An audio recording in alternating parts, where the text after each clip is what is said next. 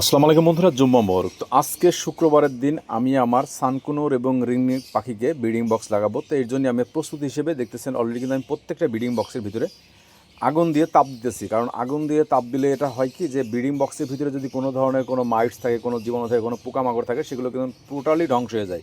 এই জন্যে আমি প্রত্যেকটা আমি লাভবার্ড, সানকুনোর, রিংনেট বা কোকাটেল পাখিকে ব্রিডিং বক্স দেওয়ার আগে প্রত্যেকটা বক্সের ভিতরে কিন্তু আমি আগুন দিয়ে ভিতরে স্যাক দিয়ে নিই, যাতে কোনো রকম কোনো জীবাণু ভিতরে না থাকে। এবং এর পরবর্তী ধাপ হচ্ছে যে আমি বক্সগুলো সুন্দর করে ভিতরে যে ময়লাগুলো থাকে সেগুলো সুন্দর করে পরিষ্কার করে বের করে ফেলি। পরিষ্কার করে বের করে ফেলার পরে আমি যে কাজটা করে থাকি সেটা হচ্ছে যে ভিতরে কোনো রকম কোনো ধরনের যেন ময়লা না থাকে। যেহেতু এটা একটা ছাই হয়ে যায়, তো ছাইগুলো যে সুন্দর করে ভিতর থেকে বের করা যায়, সেজন্য কিন্তু প্রত্যেকটা বক্স আমি সুন্দর করে ভিতর থেকে একদম টোটালি পরিষ্কার করে, এবং আমি কিন্তু কাপড় দিয়ে ভিতরটা সুন্দর করে পরিষ্কার করে দিই।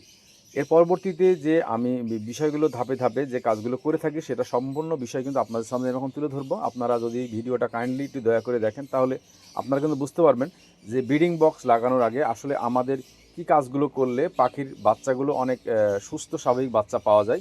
এই বিষয়টা অবশ্যই আপনারা খেয়াল রাখবেন। এর ভিতরে যে কাঠের গোড়াগুলো আমরা দিয়ে থাকি, যে কাঠের যে চাচলিগুলো অবশ্যই আপনারা চেলে নেবেন, কারণ এর ভিতরে ছোটো ছোটো যে কণাগুলো থাকে, অনেক সময় জিরো সাইজের যখন বাচ্চাগুলো আসে, বাচ্চার চোখে মুখে চলে যায় অথবা শ্বাসতন্ত্রে চলে যায়, বাচ্চাগুলো কিন্তু মারা যায়। অবশ্যই আপনারা এটা কিন্তু চেলে নেবেন।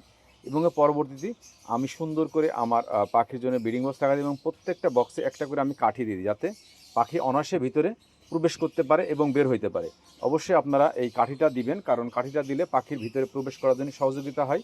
এবং কিন্তু নতুন পাখি হলে সেক্ষেত্রে কাঠি না দিলে পাখি কিন্তু ভিতরে প্রবেশ করতে চায় না। এই বিষয়গুলো যদি আপনারা একটু খেয়াল করেন, এবং অবশ্যই পর্যাপ্ত পরিমাণ কাঠের গুঁড়া ভিতরে দিয়ে নিতে হবে। দেখতেছেন অলরেডি আলহামদুলিল্লাহ আমি আমার আজকে শুক্রবারের দিন টোটাল